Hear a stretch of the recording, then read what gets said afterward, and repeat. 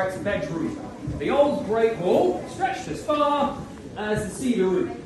This is what lurks behind that secret door, the only remaining part of the 14th century bedroom.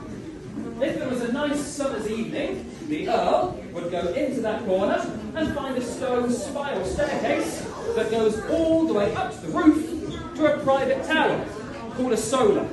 He could watch the sunset away from the smelly peasants next door. So this is all that remains. The rebels have knocked down that stone spiral staircase. So now we are in the men's room.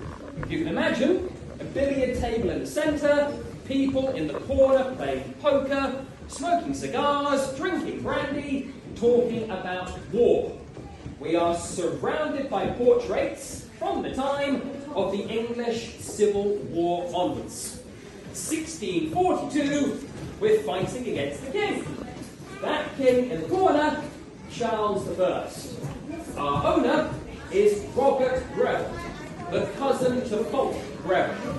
And this is his original Civil War armour.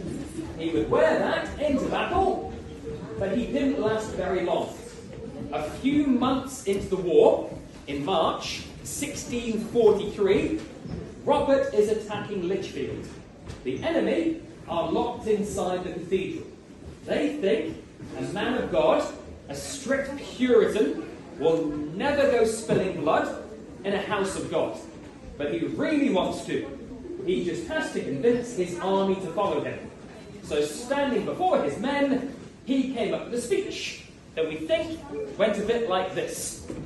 If what I am doing is not in the name of God, may he strike me down. You can probably guess what happened next. At that exact moment, a gun on top of the cathedral accidentally discharged. The bullet travelled 200 yards, ricocheted off a wall, and went straight through the front of his helmet. He dropped down dead. His men took that as the sign of God, and they ran away. His wife gave the castle to Cromwell.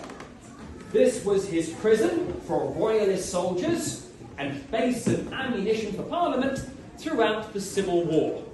He wins the war and becomes the Lord Protector. From 1653 to 1658, this man is in charge of England. He bans everything that he thinks is sinful. Sport, theatre, music, drinking in the pub, ladies wearing makeup, having a Christmas party, singing a Christmas carol, and eating a mince pie. Thankfully, he only lasts 5 years. And then he dies. 2 years later, in 1660, Robert Greville's son, Robert Greville, goes to Paris and convinces King Charles II it is safe to return for his coronation. The king is back on the throne, and the Grevilles move back into the castle and swap sides. The best way to prove that they now support the king is by buying loads of paintings of the king, like that one. The problem is they don't always fit. So that painting should look like this. We have Charles I and his wife, Henrietta Maria, holding a laurel branch to show their love and their marriage, with him staring lovingly into her eyes. Now they've been cut apart, so she's underneath him, and he's staring lovingly into the eyes of Antonia. So we are now royalists. 1695, King William III joins us for dinner. He would be exactly where we are now, getting very drunk. You do not want a drunk king falling up the stairs, going to find a bedroom, so your best bedroom is conveniently built just next door. It is very small, and there are quite a few of us, so I'll talk about it while we have the space. It is known as the Queen Anne bedroom, because the bed is Queen Anne's deathbed.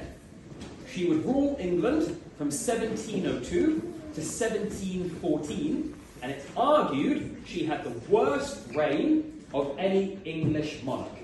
Sadly, she lost 17 children. None of them made it to the age of 12.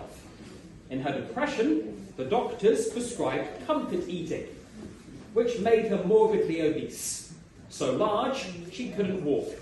She was carried on a throne by her own servants for her coronation, and at the age of 49, she suffered a stroke. She died in that very bed in Kensington.